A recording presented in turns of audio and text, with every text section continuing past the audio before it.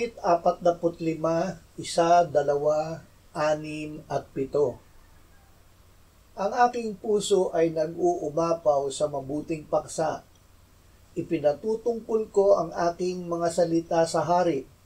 Ang aking dila ay gaya ng panulat ng bihasang manunulat. Ikaw ang pinakamaganda sa mga anak ng mga tao. Ang biyaya ay ibinubuhos sa mga labi mo, kaya't pinagpala ka ng Diyos magpakailanman. Ang iyong banal na trono ay magpakailan pa man. Ang iyong setro ng kaharian ay setro ng katarungan. Iyong iniibig ang katuwiran at kinasusuklaman ang kasamaan.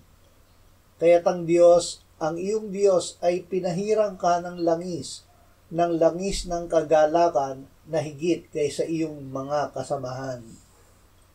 Hari, ang Panginoong Hesus rin ang hari na pinahira ng langis ng Diyos.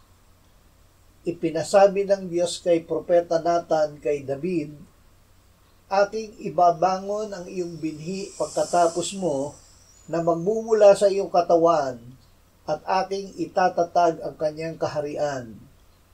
Siya'y magtatayo ng bahay para sa aking pangalan at aking itatatag ang trono ng kanyang kaharian magpakailanman.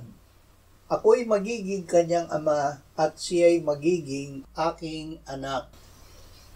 Sinabi ni David tungkol sa kanyang binhi na magiging hari, ang Diyos, ang iyong Diyos ay pinahirang ka ng langis ng kagalakan na higit kaysa iyong mga kasamahan.